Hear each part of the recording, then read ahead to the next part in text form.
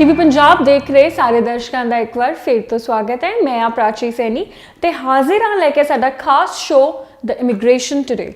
Immigration दियां तुहानू इस हफ्ते दियां सारियां ताज़ियां खबरां देवांगे। इस दे नाल ही तुहानू दसांगे कि इस हफ्ते कनेडा दी सरकार वल्लों होर की नवीआं स्कीमां लॉन्च हुई ने ते होर किहड़े नवे प्रोग्राम्स इमिग्रेशन नू लैके अगे रखे गए ने, की अगे दे वीज़ा दे प्रोसैसिंग टाइमिंग्स रहणगे। इस दे नाल ही तुहाडा शुरुआत विच आपां दसांगे कि किहड़े इस हफ्ते दे ड्रॉ सीगे, उस तो बाद तुहानू दसांगे किहड़े नवे प्रोग्राम होए ने ते तुसीं उन्हां तो अंदाज़ा ला सकदे हो कि तुसीं उन्हां प्रोग्रामां लई एलिजिबल हैगे हो या नहीं। ते अंतिम तक जुड़े रहो क्योंकि अंत च तुहाडे वहम कड्डदे हुन्ने। असीं हर शो च जिवें तुहानू दस्सिआ ही आ कि अंत च असीं एक थोड़ा वहम क्लीयर करांगे, क्योंकि इमिग्रेशन नू लैके बहुत सारे डाउट्स लोगों के माइंड च होंदे आ। इक्को कैटेगरी के वीज़ा नू लैके 100 तरीके के र्यूमर्स भी होंदे ने, कुछ सच भी होंदे जिन्होंने आपां कहंदे आ मिथ्स एंड फैक्ट्स। तुहानू दसांगे किहड़ा मिथ है ते किहड़ा फैक्ट है, या फिर अंत च तुहानू एक बहुत यूनीक जिहा कोई टिप देवांगे जिहदे नाल कोई ना कोई थोड़ी फाइल या वीज़ा कैटेगरी तुहानू बहुत ज़्यादा हैल्प हो सकती है। और साडे वालों फ्री जीनियस टिप्स ने। इस दे नाल ही शुरू करते हैं अज दा साडा शो इमिग्रेशन टुडे। गल कर लीए इस हफ्ते की, तो जिवें जिवें मैनूं लगदा है ठंड अगे वधदी जा रही है, थोड़ा थोड़ा ड्रॉज का काम भी हुण साल दे अंत च आके ठंडा पैंदा जा रहा है, क्योंकि हुण चौथा हफ्ता आपां फिर तो पहुंच गए हैं, चौथा हफ्ता खत्म हो गया है। तो फिलहाल कोई खास ड्रॉप PNP का सरकार वालों नहीं देखने को अगे मिलिया, ना ही कोई एक्सप्रैस एंट्री के ड्रॉज सीगे। सो इस हफ्ते भी कुछ खास ड्रॉज नहीं सीगे, बट BC ब्रिटिश कोलंबिया की सरकार वालों फिर तो BC PNP ड्रॉज अगे आए ने। ते ए फर्स्ट टाइम हैगा कि कंस्ट्रक्शन वर्कर्स नू लैके टारगेटेड ड्रॉज आए ने, जिहड़े सिर्फ कंस्ट्रक्शन वर्कर्स लई हैगे आ। सो मैं दस देना चाहुंदी आ कि 16 नवंबर नू BC PNP दे ड्रॉ निकले सी टारगेटेड फॉर कंस्ट्रक्शन वर्कर्स, ते काफ़ी ट्रेड्स उन्होंने इहदे च कवर किते सी। ते टोटल जिहड़े कि इन्विटेशनस गए सीगे वो 12 गए सी, ते स्कोर सिर्फ 75 रहा सी मिनिमम, यानी कि 75 रहा सी स्कोर, दैट्स इट। ते इस दे नाल ही हुण गल करिए कि सिर्फ कंस्ट्रक्शन दे वल क्यों ध्यान दिता BC सरकार ने, तो इहदा आंसर भी तुहानू अगले पार्ट च जरूर दसांगे। फिलहाल इस हफ्ते लई BC PNP ड्रॉ विच सिर्फ 16 इन्विटेशनस गए सीगे, ते इस हफ्ते दोबारा उन्हां ते ही फोकस रखा गया। कुछ होर ट्रेड्स कंस्ट्रक्शन के जोड़े टारगेटेड ड्रॉ ने उहदे अंदर कुछ होर कंस्ट्रक्शन के ट्रेड्स नू इंक्लूड किया गया, जोड़ा कि हुण तुसीं अपनी स्क्रीन ते देख सकते हो। तो मैं भी तुहानू बोल के एक बार जरूर दस देवांगी कि किहड़े-किहड़े ट्रेड्स BC ते ऑक्यूपेशन कंस्ट्रक्शन ऑक्यूपेशन के एलिजिबिलिटी क्राइटेरिया च इंक्लूड किए गए ने। तो तुसीं अपनी स्क्रीन ते भी देख सकते हो। इस दे नाल मैं भी दस दूंगी landscape and horticulture technicians and specialist, sheet metal workers, boiler makers, structural metal end plate work fabricators and fitters, iron workers, welder and related machine operators, electricians except industrial and power system, industrial electricians, plumbers, steam fitter, pipe fitter and sprinkler system installers, gas fitters, carpenters, cabinet makers, bricklayers, construction millwrights and industrial mechanics, heavy duty equipment mechanics, heating, refrigeration and air conditioning mechanics, crane operators, concrete finishers, tile setters, plasterers, drywall installers and finishers and lathers, roofers and shinglers, glaziers, painters and decorators except interior decorators, the floor covering installers.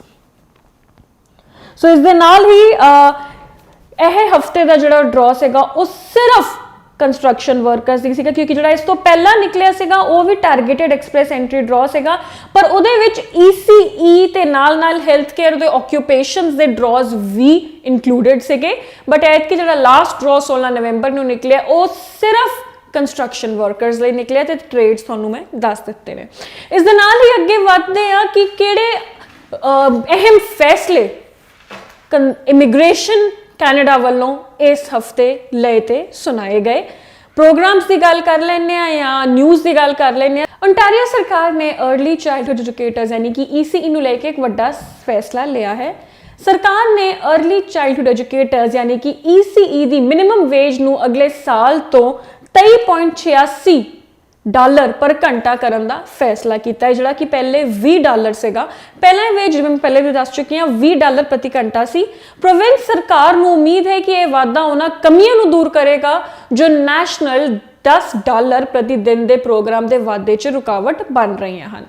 ਦੱਸ ਦਈਏ ਕਿ ਸਿੱਖਿਆ ਮੰਤਰੀ Stephen ਲੇਕਿਨ ਨੇ ਨਵੰਬਰ 'ਚ ਆਪਣੀ child care workforce strategy ਜਾਰੀ ਕੀਤੀ ਸੀ, ਜਿਸ 'ਚ ਮਿਨੀਮਮ ਵੇਜ 'ਚ ਵਾਧਾ ਸ਼ਾਮਿਲ ਸੀ। ਇਸ ਤੋਂ ਪਹਿਲਾਂ ਸਿੱਖਿਆ ਮੰਤਰਾਲੇ ਦੇ ਅਧਿਕਾਰੀਆਂ ਨੇ ਚੇਤਾਵਨੀ ਦਿੱਤੀ ਸੀ ਕਿ ਓਨਟਾਰੀਓ 'ਚ ਸਾਲ 2026 ਤੱਕ 8500 ECEs ਦੀ ਕਮੀ ਹੋ ਸਕਦੀ ਹੈ। ਇਸੇ ਸਾਲ ਨੂੰ ਲੈ ਕੇ ਓਨਟਾਰੀਓ ਸਰਕਾਰ ਨੇ ਉਮੀਦ ਜਤਾਈ ਕਿ ਨੈਸ਼ਨਲ ਚਾਈਲਡ ਕੇਅਰ ਸਿਸਟਮ ਦੇ ਤਹਿਤ 86,000 ਨਵੀਆਂ ਥਾਵਾਂ ਬਣਾਉਣ ਦੀ ਉਮੀਦ ਹੈ। ਇਸ ਦੇ ਬਾਅਦ ਹੀ ਕੈਨੇਡਾ ਦੀ ਇਮੀਗ੍ਰੇਸ਼ਨ ਵੱਲੋਂ ਇੱਕ ਹੋਰ ਤਾਜ਼ੀ ਖਬਰ ਸਾਹਮਣੇ ਆਈ ਹੈ। ਤੁਹਾਨੂੰ ਦੱਸ ਦੇਣਾ ਚਾਹੁੰਦੇ ਹਾਂ ਕਿ ਕੈਨੇਡਾ ਦੀ ਫੈਡਰਲ ਕੋਰਟ ਨੇ ਆਪਣੇ ਇੱਕ ਤਾਜ਼ਾ ਫੈਸਲੇ 'ਚ ਦੁਹਰਾਇਆ ਹੈ ਕਿ ਮੈਟਰ ਆਫ ਪ੍ਰੋਸੀਜਰਲ ਫੇਅਰਨੈਸ ਭਾਵ ਕਿ ਕਾਰਜ ਪ੍ਰਣਾਲੀ ਦੀ ਨਿਰਪੱਖਤਾ ਦੇ ਮਾਮਲੇ ਵਜੋਂ ਕਿਸੇ ਅਰਜ਼ੀ ਦੀ ਸਮੀਖਿਆ ਕਰਨ ਵਾਲੇ ਅਧਿਕਾਰੀ ਨੂੰ ਐਪਲੀਕੈਂਟ ਨੂੰ ਕੋਈ ਫੈਸਲਾ ਲੈਣ ਤੋਂ ਪਹਿਲਾਂ ਉਸ ਦੀ ਅਰਜ਼ੀ ਦੇ ਕਮਜ਼ੋਰ ਪਹਿਲੂਆਂ ਬਾਰੇ ਸਲਾਹ ਦੇਣ ਦੀ ਲੋੜ ਨਹੀਂ ਹੈ। ਅਸਲ 'ਚ ਇਹ ਇੱਕ ਕੇਸ ਤੋਂ ਬਾਅਦ ਮਾਮਲਾ ਸਾਹਮਣੇ ਆਇਆ, ਜਦੋਂ ਕਿ ਇੱਕ ਕੇਸ ਵਿੱਚ ਇੱਕ ਐਪਲੀਕੈਂਟ ਨਾਲ ਸੰਬੰਧਿਤ ਸੀਗਾ, ਜਿਹੜਾ ਕਿ ਐਪਲੀਕੈਂਟ ਈਰਾਨ ਦਾ ਨਾਗਰਿਕ ਸੀ। ਉਸਨੇ ਇੰਟਰਨੈਸ਼ਨਲ ਮੋਬਿਲਿਟੀ ਪ੍ਰੋਗਰਾਮ ਦੇ ਤਹਿਤ ਵਰਕ ਪਰਮਿਟ ਲਈ ਅਰਜ਼ੀ ਦਿੱਤੀ, ਜੋ ਕਿ ਕੈਨੇਡਾ 'ਚ ਕਾਰੋਬਾਰ ਸ਼ੁਰੂ ਕਰਨ ਅਤੇ ਚਲਾਉਣ ਦੀ ਇੱਛਾ ਰੱਖਣ ਵਾਲੇ ਐਂਟਰਪ੍ਰੈਨਿਓਰਸ ਅਤੇ ਸੈਲਫ ਇੰਪਲੋਇਡ ਵਾਲੇ ਵਿਅਕਤੀਆਂ ਲਈ ਇੱਕ ਸਪੈਸ਼ਲ ਪ੍ਰੋਗਰਾਮ ਆ। ਐਪਲੀਕੈਂਟ ਵੈਂਕੂਵਰ ਖੇਤਰ ਵਿੱਚ ਇੱਕ IT ਕੰਸਲਟਿੰਗ ਬਿਜ਼ਨਸ ਸ਼ੁਰੂ ਕਰਨਾ ਚਾਹੁੰਦੇ ਸੀ। ਉਸ ਦੀ ਐਪਲੀਕੇਸ਼ਨ 'ਚ ਇੱਕ ਕਾਰੋਬਾਰੀ ਯੋਜਨਾ ਅਤੇ ਉਸ ਦੇ ਵਕੀਲ ਦੁਆਰਾ ਲਿਖਤੀ ਬੇਨਤੀਆਂ ਸ਼ਾਮਿਲ ਸਨ, ਜਿਵੇਂ ਕਿ ਆਲਮੋਸਟ ਲੋਕੀ ਬਾਹਰੋਂ ਆ ਕੇ ਕੈਨੇਡਾ ਕੰਮ ਕਰਨਾ ਚਾਹੁੰਦੇ ਉਹ ਇੱਕ ਪ੍ਰੋਪਰ ਸੈਟ ਆਫ ਡਾਕੂਮੈਂਟਸ ਬਣਾਉਂਦੇ ਆ, ਜਿਹਦੇ ਵਿੱਚ ਉਹ ਆਪਣੇ ਬਜਟ ਤਿਆਰ ਕਰਦੇ ਨੇ ਤੇ ਉਹਨਾਂ ਦੇ ਕੀ ਡਿਲੀਵਰੇਬਲਸ ਤੇ ਐਕਸਪੈਕਟੇਸ਼ਨਸ ਹਨ ਕਿ ਕਿਵੇਂ ਉਹ ਕੈਨੇਡਾ ਦੀ ਇਕਨੋਮੀ ਨੂੰ ਹੈਲਪ ਕਰ ਸਕਦੇ, ਸਾਰਾ ਕੁਝ ਇਨਕਲੂਡ ਕਰਨ ਨੂੰ ਉਹਨਾਂ ਨੂੰ ਕਿਹਾ ਜਾਂਦਾ ਹੈ ਇਮੀਗ੍ਰੇਸ਼ਨ ਵੱਲੋਂ। ਹੁਣ ਉਸ ਕੇਸ ਦੀ ਸਮੀਖਿਆ ਕਰ ਰਹੇ ਇਮੀਗ੍ਰੇਸ਼ਨ ਅਧਿਕਾਰੀ ਨੇ ਨੋਟ ਕੀਤਾ ਕਿ ਬਿਨੈਕਾਰ ਦੀ ਕਾਰੋਬਾਰੀ ਯੋਜਨਾ ਨੇ 1,38,600 ਕੈਨੇਡੀਅਨ ਡਾਲਰ ਦੇ ਲੋੜੀਂਦੇ ਇਨੀਸ਼ੀਅਲ ਇਨਵੈਸਟਮੈਂਟ ਦਾ ਸੰਕੇਤ ਦਿੱਤਾ, ਪਰ ਐਪਲੀਕੈਂਟ ਦੇ ਜਿਹੜੇ ਬੈਂਕ ਸਟੇਟਮੈਂਟ ਸੀਗੇ ਉਹਨਾਂ ਤੋਂ ਇਹ ਪਤਾ ਲੱਗ ਰਿਹਾ ਸੀ ਕਿ ਉਸ ਦਾ ਬੈਂਕ ਬੈਲੈਂਸ 1,50,000 ਕੈਨੇਡੀਅਨ ਡਾਲਰ ਦਾ ਬਕਾਇਆ ਦਿਖਾਇਆ। ਅਧਿਕਾਰੀ ਨੇ ਆਖਿਰ ਫੈਸਲਾ ਕੀਤਾ ਕਿ ਐਪਲੀਕੈਂਟ ਨੇ ਇੱਕ ਵਾਇਬਲ ਬਿਜ਼ਨਸ ਪਲਾਨ ਪੇਸ਼ ਨਹੀਂ ਕੀਤਾ, ਜਿਸ ਨਾਲ ਕੈਨੇਡਾ ਲਈ ਮਹੱਤਵਪੂਰਨ ਲਾਭ ਹੋਵੇਗਾ। ਜਿਵੇਂ ਕਿ ਮੈਂ ਪਹਿਲੇ ਵੀ ਦੱਸਿਆ ਕਿ ਜਦੋਂ ਇੱਕ ਐਪਲੀਕੈਂਟ ਆਪਣੀ ਬਿਜ਼ਨਸ ਦੀ ਫਾਈਲ ਅੱਗੇ ਰੱਖਦਾ ਹੈ ਤਾਂ ਇਮੀਗ੍ਰੇਸ਼ਨ ਇਹ ਜ਼ਰੂਰ ਦੇਖਦੀ ਹੈਗੀ ਹੈ ਕਿ ਉਹਨਾਂ ਦਾ ਬਿਜ਼ਨਸ ਕੈਨੇਡਾ ਦੀ ਇਕਨੋਮੀ ਨੂੰ ਕਿਵੇਂ ਬੂਸਟ ਕਰੂਗਾ। ਸੋ ਇਸ ਐਪਲੀਕੈਂਟ ਦੀ ਜਿਹੜੀ ਐਪਲੀਕੇਸ਼ਨ ਸੀਗੀ ਉਹਦੇ ਵਿੱਚ ਜਿਹੜਾ ਇਮੀਗ੍ਰੇਸ਼ਨ ਆਫਿਸਰ ਉਹਨੂੰ ਸਟੱਡੀ ਕਰਨ ਬੈਠਿਆ, ਉਹਨਾਂ ਨੂੰ ਇਹ ਲੱਗਿਆ ਕਿ ਇੱਕ ਵਾਇਬਲ ਬਿਜ਼ਨਸ ਪਲਾਨ ਨਹੀਂ ਹੈਗਾ ਤੇ ਇਹ ਸਾਡੀ ਇਕਨੋਮੀ ਨੂੰ ਉਹਨਾਂ ਬੂਸਟ ਨਹੀਂ ਦੇਵੇਗਾ ਜਾਂ ਫਿਰ ਸਾਡੇ ਇਕਨੋਮੀ ਨੂੰ ਉਹਨਾਂ ਮਹੱਤਵਪੂਰਨ ਲਾਭ ਨਹੀਂ ਹੋਵੇਗਾ ਅਤੇ ਉਸਨੇ ਅਖੀਰ 'ਚ ਉਸਨੂੰ ਵਰਕ ਪਰਮਿਟ ਦੇਣ ਤੋਂ ਇਨਕਾਰ ਕਰ ਦਿੱਤਾ। ਐਪਲੀਕੈਂਟ ਨੇ ਫੈਸਲੇ ਦੀ ਨਿਆਂਇਕ ਸਮੀਖਿਆ ਲਈ ਅਰਜ਼ੀ ਦਿੱਤੀ ਕਿ ਇੱਕ ਵਾਰ ਫਿਰ ਤੋਂ ਰੀਅਸੈਸਮੈਂਟ ਹੋਵੇ ਜਾਂ ਫਿਰ ਮੈਨੂੰ ਪਤਾ ਲੱਗੇ ਕਿ ਕਾਹਦੇ ਕਰਕੇ ਮੇਰੀ ਫਾਈਲ ਨੂੰ ਪਿੱਛੇ ਰੱਖਿਆ ਗਿਆ। ਉਸਨੇ ਇਹ ਦਲੀਲ ਦਿੱਤੀ ਕਿ ਅਧਿਕਾਰੀ ਦਾ ਫੈਸਲਾ ਅਨਰੀਜ਼ਨੇਬਲ ਸੀ ਅਤੇ ਉਹ ਪ੍ਰੋਸੀਜਰਲ ਫੇਅਰਨੈਸ ਤੋਂ ਵਾਂਝਾ ਸੀ। ਉਸਨੇ ਦਲੀਲ ਦਿੱਤੀ ਕਿ ਜਿਹੜਾ ਮੇਰਾ ਪ੍ਰੋਪੋਜ਼ਡ ਬਿਜ਼ਨਸ ਸੀ ਉਹ ਵਿਵਹਾਰਕ ਸੀ ਅਤੇ ਕੈਨੇਡਾ ਨੂੰ ਇੱਕ ਮਹੱਤਵਪੂਰਨ ਲਾਭ ਪ੍ਰਦਾਨ ਕਰ ਸਕਦਾ ਸੀ ਕਿ ਉਸਦੇ ਕੋਲ ਕਾਰੋਬਾਰ ਦਾ ਸਮਰਥਨ ਕਰਨ ਲਈ ਬੈਕਗ੍ਰਾਉਂਡ ਵੀ ਸੀਗਾ ਤੇ ਉਸ ਦੇ ਨਾਲ ਸਕਿੱਲਸ ਵੀ ਸਨ ਅਤੇ ਉਸਨੇ ਬਿਜ਼ਨਸ ਯੋਜਨਾ ਨੂੰ ਲਾਗੂ ਕਰਨ ਲਈ ਸ਼ੁਰੂਆਤੀ ਕਦਮ ਵੀ ਚੁੱਕ ਲਏ ਸਨ। ਇਸ ਦੇ ਨਾਲ ਹੀ ਅੰਤ ਵਿੱਚ ਐਪਲੀਕੈਂਟ ਨੇ ਆ ਵੀ ਅੱਗੇ ਗੱਲ ਰੱਖੀ ਕਿ ਮੇਰੇ ਕੋਲ ਮੇਰੀ ਹੋਮ ਕੰਟਰੀ ਯਾਨੀ ਕਿ ਈਰਾਨ ਵਿੱਚ 2 ਮਿਲੀਅਨ ਡਾਲਰ ਤੋਂ ਵੱਧ ਮੇਰੇ ਬੈਂਕ ਅਕਾਊਂਟਸ 'ਚ ਵਾਈਟ 'ਚ ਪਏ ਹੋਏ ਹਨ, ਫਿਰ ਵੀ ਕਿਉਂ ਮੇਰੀ ਅਰਜ਼ੀ ਨੂੰ ਇਨਕਾਰ ਕੀਤਾ ਗਿਆ। ਕੈਨੇਡਾ ਵੱਲੋਂ ਇਸ ਨੂੰ ਲੈ ਕੇ ਉਹਨੇ ਬਹੁਤ ਜ਼ਿਆਦਾ ਆਪਦੀ ਨਿਰਾਸ਼ਾ ਪੇਸ਼ ਕੀਤੀ। ਉਸਨੇ ਕਿਹਾ ਕਿ ਇਸ ਕਾਰੋਬਾਰ ਨੂੰ ਸ਼ੁਰੂ ਕਰਨ ਲਈ ਮੇਰੇ ਕੋਲ ਜਿਹੜੇ 1,38,600 ਡਾਲਰ ਸੀਗੇ ਉਹਨਾਂ ਦੀ ਸਮਰੱਥਾ ਮੇਰੇ ਕੋਲ ਸੀਗੀ, ਮੇਰੇ ਕੋਲ ਉਹਨਾਂ ਬੈਂਕ ਬੈਲੈਂਸ ਉਹਨਾਂ ਅਮਾਉਂਟ ਅਲੱਗ ਤੋਂ ਸੀਗਾ, ਤਾਂ ਹੀ ਮੈਂ ਅੱਗੇ ਇਹ ਅਰਜ਼ੀ ਰੱਖੀ ਸੀਗੀ ਤੇ ਮੇਰੀ ਹੋਮ ਕੰਟਰੀ ਵਿੱਚ ਵੀ ਮੇਰੇ ਕੋਲ, ਜਿਵੇਂ ਮੈਂ ਪਹਿਲੇ ਵੀ ਦੱਸਿਆ, ਉਹਨਾਂ ਨੇ ਕਿਹਾ ਕਿ ਇਨਫ ਅਮਾਉਂਟ ਸੀਗਾ, ਫਿਰ ਵੀ ਪ੍ਰੋਸੀਜਰਲ ਫੇਅਰਨੈਸ यानी कि मेरा प्रोसीजर फेयरली या फिर सही तरीके नाल मेरा केस स्टडी नहीं किया गया। फिर इस तो बाद ही फैडरल कोर्ट ने यह फैसला लिया सीगा कि मैटर ऑफ प्रोसीजरल फेयरनैस यानी कि कारज प्रणाली की निरपक्षता के मामले वजों किसी भी अर्जी की समीक्षा करने वाले इमिग्रेशन ऑफिसर नूं ਕੋਈ ਫੈਸਲਾ ਲੈਣ ਤੋਂ ਪਹਿਲਾਂ ਉਸ ਦੀ ਅਰਜ਼ੀ ਦੇ ਕਮਜ਼ੋਰ ਪਹਿਲੂਆਂ ਬਾਰੇ ਸਲਾਹ ਦੇਣ ਦੀ ਲੋੜ ਨਹੀਂ ਹੈ। ਤੇ ਇਹ ਇੱਕ ਬੇਸਿਕਲੀ ਜਵਾਬ ਸੀਗਾ ਉਸ ਈਰਾਨੀ ਐਂਟਰਪ੍ਰੈਨਿਓਰ ਨੂੰ ਕਿ ਜੇ ਸਾਡੀ ਸਰਕਾਰ ਕੋਈ ਫੈਸਲਾ ਲੈ ਰਹੀ ਹੈਗੀ ਆ ਤਾਂ ਸਾਨੂੰ ਤੁਹਾਨੂੰ ਵੀ ਉਹਨੇ ਪ੍ਰੋਪਰ ਪੁਆਇੰਟਸ ਦੱਸਣ ਦੀ ਲੋੜ ਨਹੀਂ, ਤੁਸੀਂ ਪਹਿਲਾਂ ਹੀ ਆਪਦੀ ਫਾਈਲ ਨੂੰ ਸਟਰੋਂਗ ਕਰਕੇ ਸਾਡੇ ਅੱਗੇ ਰੱਖੋ। ਤੇ ਦੂਜੀ ਗੱਲ, ਜਿਹੜਾ ਵੀ ਕੈਨੇਡਾ ਸਰਕਾਰ ਫੈਸਲਾ ਲਹੂਗੀ ਉਹ ਕੁਝ ਸੋਚ ਸਮਝ ਕੇ ਹੀ ਲਊਗੀ। ਇਸ ਤੋਂ ਬਾਅਦ ਹੀ ਪ੍ਰੋਗਰਾਮਸ ਦੀ ਗੱਲ ਕਰ ਲੈਂਦੇ ਆ। ਲਾਸਟ ਪ੍ਰੋਗਰਾਮ ਜਿਹਦੇ ਬਾਰੇ ਮੈਂ ਪਹਿਲੇ ਵੀ ਡਰਾਸ 'ਚ ਦੱਸ ਚੁੱਕੀ ਹਾਂ, ਕੰਸਟਰਕਸ਼ਨ ਵਾਲੇ ਪ੍ਰੋਗਰਾਮ ਦੀ ਗੱਲ ਕਰ ਲੈਂਦੇ ਆ। ਮੈਂ ਤੁਹਾਨੂੰ ਦੱਸਿਆ ਸੀਗਾ ਕਿ ਇੱਕ ਕਦਮ ਸੀਗਾ ਸਿਰਫ ਕੱਲੇ ਕੰਸਟਰਕਸ਼ਨ ਵਰਕਰਸ ਲਈ BCPNP ਡਰਾ ਕੱਢਣ ਦਾ, ਤੇ ਮੈਂ ਤੁਹਾਨੂੰ ਦੱਸਿਆ ਕਿਹਾ ਸੀਗਾ ਕਿ ਮੈਂ ਤੁਹਾਨੂੰ ਦੱਸਾਂਗੀ ਕਿ ਕਿਉਂ ਸਿਰਫ ਕੰਸਟਰਕਸ਼ਨ ਵਰਕਰਸ ਲਈ ਇੰਨੇ PNPs ਤੇ ਇੰਨੇ ਸਾਰੇ ਟਾਰਗੇਟਡ ਟ੍ਰੇਡਸ ਇਨਕਲੂਡ ਕੀਤੇ ਕੱਲੇ ਇੱਕ ਕੰਸਟਰਕਸ਼ਨ ਵਾਲੇ ਬ੍ਰੈਕਟ ਦੇ ਅੰਡਰ, ਕਿਉਂ ਖਾਸ ਕੰਸਟਰਕਸ਼ਨ ਤੇ ਤਵੱਜੋ ਦਿੱਤੀ BC ਸਰਕਾਰ ਨੇ, ਇਹ ਤੁਹਾਨੂੰ ਹੁਣ ਦੱਸਾਂਗੇ। ਜੀ ਗੱਲ ਇਦਾਂ ਆ, ਤੁਹਾਨੂੰ ਦੱਸ ਦੇਣਾ ਚਾਹੁੰਦੇ ਆ ਕਿ BC ਵਿੱਚ ਹਾਊਸਿੰਗ ਕ੍ਰਾਈਸਿਸ ਵੱਧਦਾ ਜਾ ਰਿਹਾ ਹੈ ਤੇ BC ਨੇ ਜਿਹੜਾ ਇਹ ਕਦਮ ਚੁੱਕਿਆ ਆ BCPNP draw for targeted construction workers ਦਾ, ਇਹ ਬੇਸਿਕਲੀ ਕੰਪਲੀਮੈਂਟ ਕਰੂਗਾ BC ਦੇ homes for people action plan ਨੂੰ। ਇਹਦੇ ਤਹਿਤ ਲੋਕੀ ਵੱਧ ਤੋਂ ਵੱਧ ਘਰ ਬਣਾਉਣਾ ਤੇ ਲੈਣਾ ਚਾਹੁੰਦੇ ਨੇ, ਪਰ ਕਿਤੇ ਨਾ ਕਿਤੇ ਕੰਸਟਰਕਸ਼ਨ ਵਰਕਰਾਂ ਦੀ ਕਮੀ ਹੈ, ਕਿਤੇ ਲੈਂਡ ਦੀ ਤੇ ਕਿਤੇ ਨਾ ਕਿਤੇ ਵਰਕਫੋਰਸ ਦੀ। ਸੋ ਵਰਕਫੋਰਸ ਨੂੰ ਮੱਦੇ ਨਜ਼ਰ ਰੱਖਦੇ ਹੋਏ BC ਨੇ ਸਰਜਿੰਗ ਯਾਨੀ ਕਿ ਰੈਜ਼ੀਡੈਂਸ਼ੀਅਲ ਹਾਊਸਿਸ ਦੀ ਵੱਧਦੀ ਡਿਮਾਂਡ ਨੂੰ ਪੂਰਾ ਕਰਨ ਲਈ ਕੰਸਟਰਕਸ਼ਨ ਵਰਕਰਸ ਨੂੰ ਇੱਕ ਤਰੀਕੇ ਦੇ ਅਟਰੈਕਟਿਵ ਆਫਰਸ ਦਿੱਤੇ ਨੇ ਤਾਂ ਕਿ ਉਹ BC ਆਣ ਕਿਤੋਂ ਵੀ ਪ੍ਰੋਵਿੰਸ ਤੋਂ ਜਾਂ ਬਾਹਰੋਂ ਵੀ ਤੇ ਇੱਥੇ ਆ ਕੇ ਕੰਮ ਕਰਨ ਐਂਡ ਕੰਮ ਕਰਨ ਦੇ ਨਾਲ ਇੱਥੇ ਦੀ ਹਾਊਸਿੰਗ ਕ੍ਰਾਈਸਿਸ ਨੂੰ ਮੀਟ ਕਰਨ। ਇਸ ਦੇ ਨਾਲ ਹੀ ਜਿਹੜਾ ਇਹ BC ਦਾ ਕੰਸਟਰਕਸ਼ਨ ਡਰਾ ਹੈ ਟਾਰਗੇਟਡ ਡਰਾ ਫॉर ਕੰਸਟਰਕਸ਼ਨ ਵਰਕਰ, ਇਹ ਅਗਲੇ 5 ਸਾਲਾਂ ਵਿੱਚ ਜਿਹੜੇ BC ਦੇ ਇਨਫਰਾਸਟ੍ਰਕਚਰ ਤੇ ਰੈਜ਼ੀਡੈਂਸ਼ੀਅਲ ਹਾਊਸਿੰਗ ਦੇ ਟਾਰਗੇਟਸ ਨੇ ਤੇ ਪਲਾਨਸ ਨੇ ਉਹਨਾਂ ਵਿੱਚ ਵੀ ਮਦਦ ਕਰੂਗਾ। ਹੁਣ ਜੀ ਅੱਗੇ ਵਧਦੇ ਆ ਸਾਡੇ ਸ਼ੋਅ ਦੇ ਆਖਰੀ ਪਹਿਲੂ ਵਿੱਚ, ਇਹਦੇ ਵਿੱਚ ਤੁਹਾਨੂੰ ਦੱਸਦੇ ਹੁੰਦੇ ਆ ਕਿ ਜਾਂ ਤੁਹਾਨੂੰ ਕੋਈ ਇੱਕ ਬਹੁਤ ਵਧੀਆ ਟਿਪ ਦਵਾਂਗੇ ਜਾਂ ਫਿਰ ਤੁਹਾਡਾ ਕੋਈ ਵਹਿਮ ਕਲੀਅਰ ਕਰਾਂਗੇ।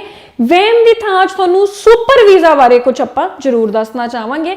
ਸੁਪਰ ਵੀਜ਼ਾ ਇੱਕ ਇਹੋ ਜਿਹਾ ਵੀਜ਼ਾ ਆ ਜਿਹਦੇ ਤਹਿਤ ਜੇ ਤੁਸੀਂ PR ਜਾਂ ਕੈਨੇਡੀਅਨ ਸਿਟੀਜ਼ਨ ਹੈਗੇ ਹੋ ਤਾਂ ਤੁਸੀਂ ਇੰਡੀਆ ਜਾਂ ਦੇਸ਼ 'ਚ ਕਿਹੜੇ ਵੀ ਦੇਸ਼ 'ਚ ਬੈਠੇ ਆਪਦੇ ਗ੍ਰੈਂਡ ਪੇਰੈਂਟਸ ਨਾਨੀ ਦਾਦੀ ਜਾਂ ਫਿਰ ਦਾਦਕੇ ਨਾਨਕੇ ਜਾਂ ਫਿਰ ਆਪਣੇ ਮਾਪਿਆਂ ਨੂੰ ਪੇਰੈਂਟਸ ਨੂੰ ਕੈਨੇਡਾ ਬੁਲਾ ਸਕਦੇ ਹੋ। ਮੈਂ ਪਹਿਲੇ ਹੀ ਦੱਸਤਾ ਕਿ ਇਹਦੀ ਕੰਡੀਸ਼ਨ PR ਤੇ ਸਿਟੀਜ਼ਨ ਹੋਣਾ ਬਹੁਤ ਜ਼ਰੂਰੀ ਹੁੰਦੀ ਹੈ। ਇਸ ਦੇ ਨਾਲ ਹੀ ਉਹਨਾਂ ਨੂੰ ਬਹੁਤ ਸਮੇਂ ਆ ਕੇ ਇੱਥੇ ਵਧੀਆ ਰਹਿਣ ਦਾ ਤੇ ਪਲੱਸ 2 ਸਾਲ ਦੀ ਐਕਸਟੈਂਸ਼ਨ ਦਾ ਵੀ ਪੀਰੀਅਡ ਮਿਲ ਜਾਂਦਾ ਆ। ਸੋ ਇਹਦੇ ਨਾਲ ਕੁਝ 4 ਮੇਜਰ ਟਿਪ ਹੁੰਦੇ ਨੇ ਜਾਂ 4 ਮੇਜਰ ਪੁਆਇੰਟ ਹੁੰਦੇ ਨੇ ਜਿਹੜੇ ਜੇ ਤੁਸੀਂ ਪੂਰੇ ਉਹਨਾਂ ਤੇ ਨਜ਼ਰ ਰੱਖੋ ਜਾਂ ਪੂਰੇ ਉਹਨਾਂ ਨੂੰ ਮੇਨਟੇਨ ਕਰ ਲਓ ਤਾਂ ਆਫਿਸਰ ਕੋਲ ਕੋਈ ਰੀਜ਼ਨ ਨਹੀਂ ਬਚਦਾ ਤੁਹਾਡੇ ਪੇਰੈਂਟਸ ਜਾਂ ਤੁਹਾਡੇ ਗ੍ਰੈਂਡ ਪੇਰੈਂਟਸ ਦਾ ਸੁਪਰ ਵੀਜ਼ਾ ਰਿਜੈਕਟ ਕਰਨ ਦਾ। ਸ਼ੁਰੂਆਤ ਕਰਦੇ ਹਾਂ, ਸਭ ਤੋਂ ਪਹਿਲਾ ਪੁਆਇੰਟ ਆਹੀ ਰਹੂਗਾ ਕਿ ਜਿਹੜਾ ਐਪਲੀਕੈਂਟ ਹੈ ਯਾਨੀ ਕਿ ਤੁਹਾਡੇ ਪੇਰੈਂਟ ਮਾਂ ਪਿਓ ਜਾਂ ਫਿਰ ਗ੍ਰੈਂਡ ਪੇਰੈਂਟ ਨੇ ਉਹ ਕੈਨੇਡਾ ਤੋਂ ਬਾਹਰ ਹੋਣੇ ਚਾਹੀਦੇ ਨੇ, ਯਾਨੀ ਕਿ applicant must B outside Canada. ਦੂਜੇ ਪੁਆਇੰਟ ਦੀ ਗੱਲ ਕਰ ਲਈਏ ਕਿ ਜਿਹੜੀ ਮੈਡੀਕਲ ਇੰਸ਼ੋਰੈਂਸ ਕਰਾਣੀ ਹੁੰਦੀ ਹੈ, ਇਹ ਬਹੁਤ ਜ਼ਿਆਦਾ ਜ਼ਰੂਰੀ ਗੱਲ ਹੈ। ਕਈ ਲੋਕੀ ਇਹ ਸੋਚਦੇ ਨੇ ਕਿ ਇੱਕੋ ਵਾਰ 'ਚ ਪੇ ਕਰਕੇ ਕਰਾ ਲਈਏ, ਨਹੀਂ, ਜ਼ਿਆਦਾ ਫਾਇਦਾ ਤੁਹਾਨੂੰ ਉਦੋਂ ਹੁੰਦਾ ਜਦੋਂ ਤੁਸੀਂ ਆਪਣੇ ਪੇਰੈਂਟ ਜਾਂ ਗ੍ਰੈਂਡ ਪੇਰੈਂਟ ਦੀ ਜਿਹੜੀ ਮੈਡੀਕਲ ਇੰਸ਼ੋਰੈਂਸ ਆ ਉਹਨੂੰ ਕਿਸ਼ਤਾਂ ਯਾਨੀ ਕਿ ਇੰਸਟਾਲਮੈਂਟ 'ਚ ਪੇ ਕੀਤਾ ਹੋਵੇ ਤੇ ਉਸਦੇ ਸਾਰੇ ਪ੍ਰੂਫ ਜਦੋਂ ਤੁਸੀਂ ਆਪਣੀ ਫਾਈਲ 'ਚ ਰੱਖਦੇ ਹੋ ਤਾਂ ਉਹ ਕਿਤੇ ਨਾ ਕਿਤੇ ਤੁਹਾਡੀ ਫਾਈਲ ਨੂੰ ਐਲੀਵੇਟ ਕਰਦਾ ਹੈ, ਹੋਰ ਸਟਰੋਂਗ ਬਣਾਉਂਦਾ ਹੈ।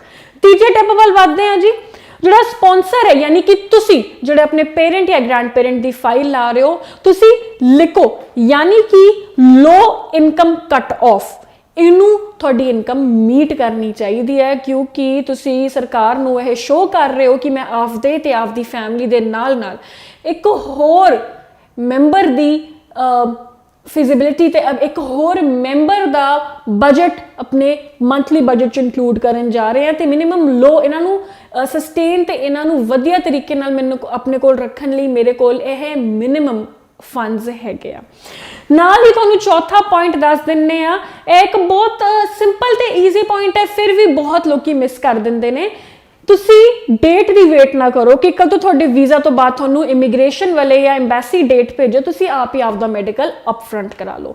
ਗੈਟਿੰਗ ਐਨ ਅਪਫਰੰਟ ਮੈਡੀਕਲ ਬਹੁਤ ਵਧੀਆ ਗੱਲ ਹੈ, ਇਹ ਕਿਤੇ ਨਾ ਕਿਤੇ ਜਲਦੀ ਵੀਜ਼ਾ ਪ੍ਰੋਸੈਸਿੰਗ ਟਾਈਮਿੰਗਸ ਨੂੰ ਤੁਹਾਡੀ ਹੈਲਪ ਕਰਦੀ ਹੈ ਤੇ ਇਸ ਦੇ ਨਾਲ ਹੀ ਕਿਤੇ ਨਾ ਕਿਤੇ ਤੁਹਾਡਾ ਫਾਈਲ ਨੂੰ ਹੋਰ ਸਟਰੋਂਗ ਤੇ ਇਮੀਗ੍ਰੇਸ਼ਨ ਆਫਿਸਰ ਲਈ ਵੀ ਈਜ਼ੀ ਕਰ ਦਿੰਦੀ ਹੈ। ਸੋ ਇਹ ਸੀਗੇ ਇਸ ਹਫਤੇ ਦੀਆਂ ਇਮੀਗ੍ਰੇਸ਼ਨ ਅਪਡੇਟਸ, ਤੁਹਾਨੂੰ ਐਂਡਿੰਗ 'ਚ ਦਿੱਤੇ ਕੁਝ ਵਧੀਆ ਜਿਹੇ ਟਿਪਸ। ਹੁਣ ਅਗਲੇ ਹਫਤੇ ਫਰਾਈਡੇ ਨੂੰ ਸਾਡਾ ਸ਼ੋਅ ਦੇਖਣਾ ਨਾ ਭੁੱਲਿਓ, ਇਮੀਗ੍ਰੇਸ਼ਨ ਟੁਡੇ। ਦੇਵਾਂਗੇ ਤੁਹਾਨੂੰ ਇੱਦਾਂ ਦੇ ਹੋਰ ਟਿਪਸ, ਨਵੀਆਂ ਖਬਰਾਂ, ਦੱਸਾਂਗੇ ਹਫਤੇ ਦੇ ਡਰਾਜ਼ ਬਾਰੇ। ਤੇ ਇਸ ਦੇ ਨਾਲ ਹੀ ਮੈਂ ਪ੍ਰਾਚੀ ਸੈਣੀ ਹੁਣ ਲੈਂਦੀ ਹਾਂ ਅਲਵਿਦਾ। ਸਤਿ ਸ਼੍ਰੀ ਅਕਾਲ।